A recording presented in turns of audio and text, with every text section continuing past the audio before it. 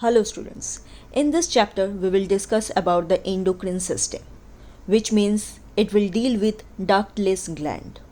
Glands, these are the organ which secretes hormone or enzyme.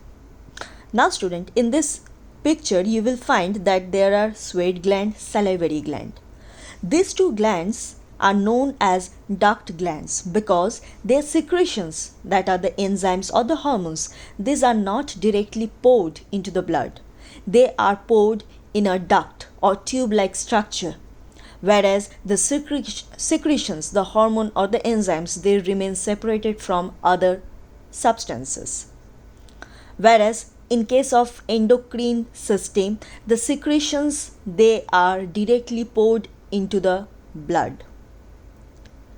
Now student, in your syllabus there are numbers of endocrine glands, starting with the testes. This thing you have studied in human reproduction. Testes, they are in pairs.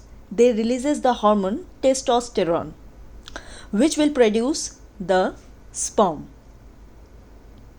Then comes the ovary. Ovary is also present in pairs. They will produce estrogen and progesterone. Both of them, they are known as pregnancy hormone as well.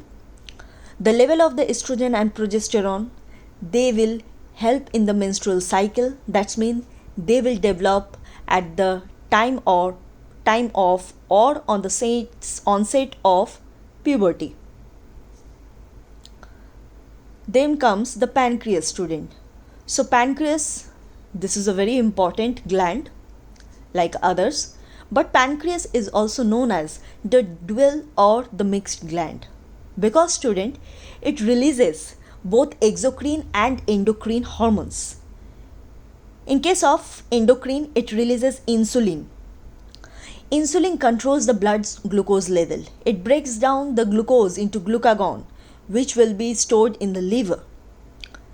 But if any person who is under secreting the insulin, that person is going to suffer from diabetes.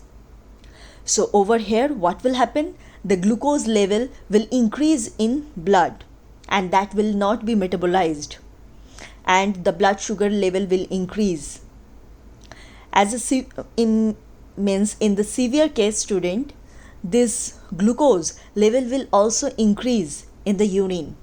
So this will leads to the diabetes mellitus. Insulin is released from islet of Langerhans, whereas the duct of Acini, it releases the exocrine pancreatic juice.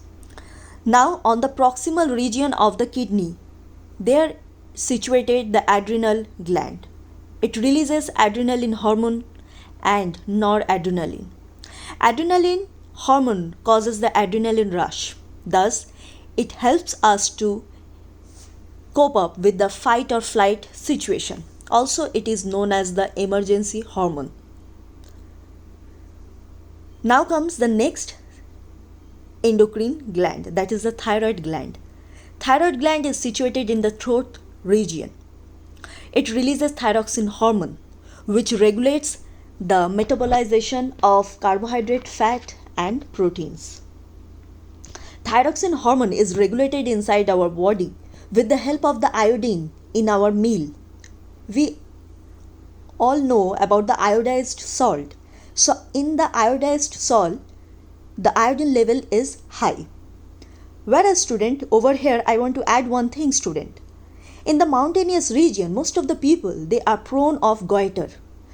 In this disease, the neck portion gets swollen.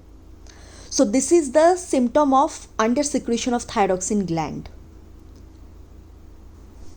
Now student, the next gland, which is a very important gland, which controls the secretion of all other endocrine glands, that is the pituitary gland.